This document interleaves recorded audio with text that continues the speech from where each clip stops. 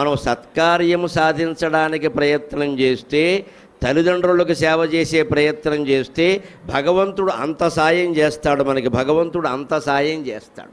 అందరూ గుర్తుపెట్టుకోవాల్సిన విషయం. ఇంట్లో తల్లిదండ్రులనేమో గాలికి వదిలేసి, లేకపోతే వృద్ధాశ్రమంలో బారేసి నా చదువు, నా ఉద్యోగం, నా కెరీరు, నా అడ్వాన్సు అన్నారు అంటే పాపం మూట కట్టుకున్నట్టే లెక్క.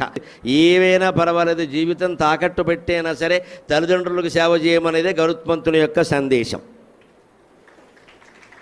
సంతోషం. దీనికి కూడా చప్పట్లు కొట్టారు. ఎవరికి ఇష్టం ఉండవు మాటలు కొట్టరు అనుకున్నాను నేను. పర్వాలేదు.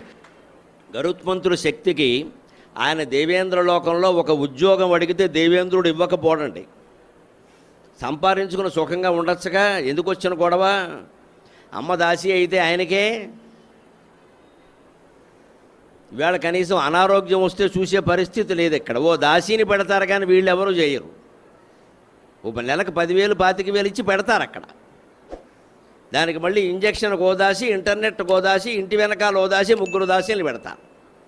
మన వాళ్ళు పోయి అమెరికాలో ఉంటారు. నమశివాయ. అక్కడి నుంచి ఫోన్ చేసి ఇదో డిస్టర్బెన్స్ ఇక్కడ గంట కోసారు ఫోను. ఆ ఫోన్ లేకుండా ఉంటే మన బాధ ఏదో మనం పడతాం ఇక్కడ. వీటన్నిటికంటే ముందుగా నేర్చుకోవాల్సింది ఏంటంటే, మన తల్లిదండ్రులను వదిలిపెట్టి ఇతర ప్రాంతాలకి, ఇతర దేశాలకు ఎందుకు ఎడుతున్నాం, అసలు ఏం చేద్దామని.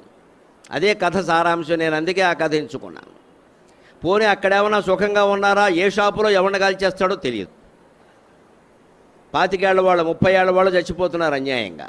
ఉద్యోగాల్లో స్థిరత్వం లేదు, ఎప్పుడు తీసేస్తారో తెలియదు. నెలకు 2 లక్షల జీతం ఉన్నాక పీకి బారేస్తాడు.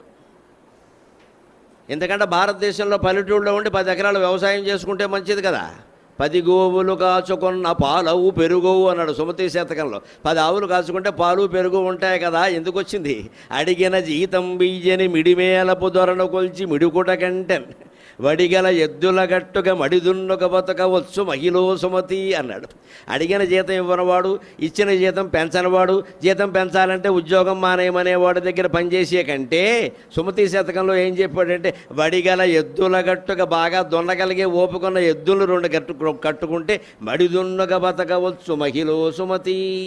పల్లెటూళ్ళలో 4 ఎకరాల వ్యవసాయం ఉంటే బతకచ్చును కదా, ఎందుకు వచ్చిన గోలా అన్నాడు. ఇంత చేసి వెళ్ళాం, ఏమన్నా ఉందంటే తల్లిదండ్రులకి బాధే మిగిలింది, మనకి బాధే మిగిలింది. అందుకే మనం తెలుసుకోవాలి ఈ విషయాన్ని.